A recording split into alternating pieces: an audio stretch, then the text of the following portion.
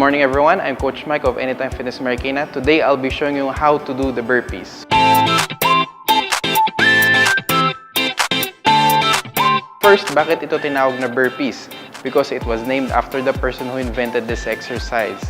And ano ba ang benefit na makukuha natin dito on doing the burpees? First, besides that it's a good total body workout, it's also good for training our cardiovascular system. So without further ado, tara, samahan niyo ako and let's do this exercise.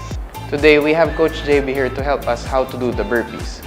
Okay, so JB, make sure stand straight and then feet shoulder width apart, pointed straight, and then drop down. First, drop down your hands on the floor and then kick back both legs.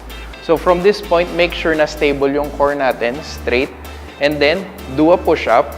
Ayan, inhale going down, and then exhale going up, and then again, jump with both legs going forward and then stand up. Pagkatayo, diretso tayo ng jump. The burpees is a good total body workout. It develops the upper body, the lower body, the core, and also our cardiovascular fitness. So, sige, JB, continue on doing the burpees.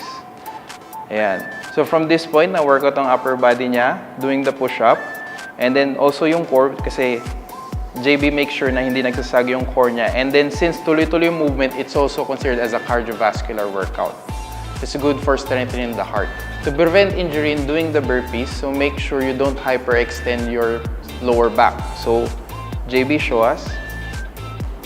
Yan. So, when you go down to a push-up, make sure that hindi naiiwan yung core. So, make sure na straight up. Yan. So, again, dapat yung push-up natin is tama. And then, again, continue on doing the burpees. And then, jump. Sige, do more 4 repetitions. And always remember na dapat hindi nagsasag yung core para hindi na-injured yung lower back natin.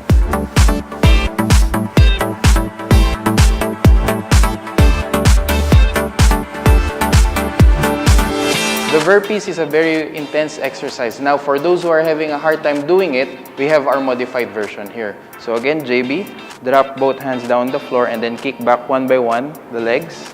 And then again, balik. And then stand up. So, tinanggal natin yung pag-kick back, both ng legs sabay, and then balik, and then yung push-up, and then yung pag-jump. So, again, continue. Do 4 more repetitions. So, it doesn't mean na mas madali na yung exercise. Dapat tuloy-tuloy pa rin dapat ang breathing natin.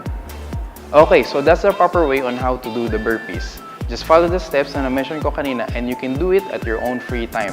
Now, if you want to know more about this exercise or take it to the next level, just visit our webpage, our Facebook page, or any Anytime Fitness branch near you. Again, this is Coach Mike. Thank you, and I'll see you in our next session.